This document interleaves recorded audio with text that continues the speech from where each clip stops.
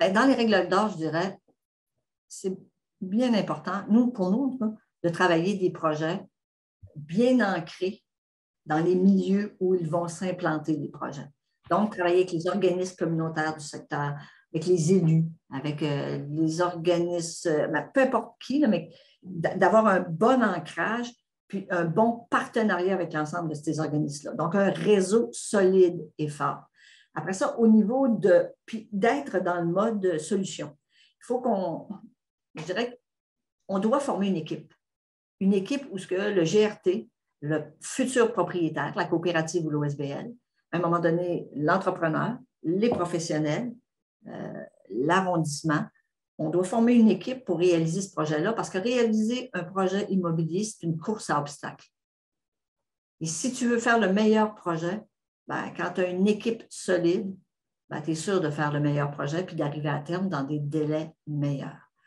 Au niveau du groupe, nous, on doit s'assurer qu'il est dans le coup, qu'il suit bien son projet, okay? Pour qu'il ait le sentiment d'appartenance, qu'il apprenne une saine gestion, une bonne dynamique de groupe, okay? Que c'est un collectif, puis que ce collectif-là doit avoir une gouvernance démocratique, qu'on n'a pas un chef donc, avoir une bonne formation, une bonne dynamique de groupe, ça peut faire une bonne différence. Ce qui a peut-être été des écueils pour nous, on constate dans l'habitation communautaire, on a été souvent très discret. Beaucoup de monde nous ont dit « vous êtes un secret bien gardé ». Je dirais, s'il a développé, on aurait dû faire un petit peu plus de promotion, de mise en valeur okay, de ce qu'on a réalisé. On devrait aussi mettons, je dirais que la pérennité a été une de nos préoccupations aussi. Puis, la question de la fiducie foncière et d'utilité sociale a été questionnée à travers le temps.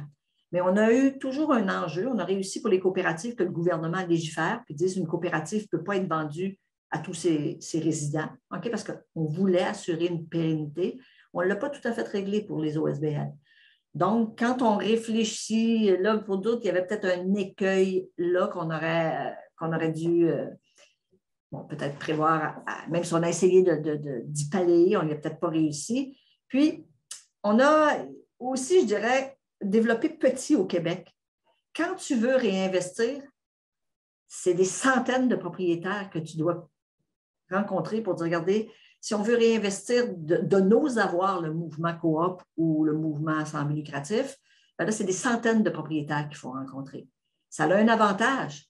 Ils sont autonomes, ils ont le droit de gérer comme ils le veulent. Ça rend plus difficile leur investissement collectif. Mais l'autre avantage, c'est que ça rend plus difficile, mettons, s'il y a un trouble ou un problème, petit, ça se règle. Mettons, quand tu as un grand ensemble, un grand propriétaire, s'il avait une difficulté, les enjeux sont différents. Donc, il n'y a pas de panacée, mais on dit, peut-être que ça pose des problèmes, puis que quand tu fais, en ce moment, les plus gros OSBL, les plus gros organismes sans but lucratif qui ont un gros parc de logements, sont à réfléchir sur comment j'utilise mon parc pour réinvestir, sans remplacer les gouvernements, mais pour augmenter, dans le fond, l'offre de logements abordables.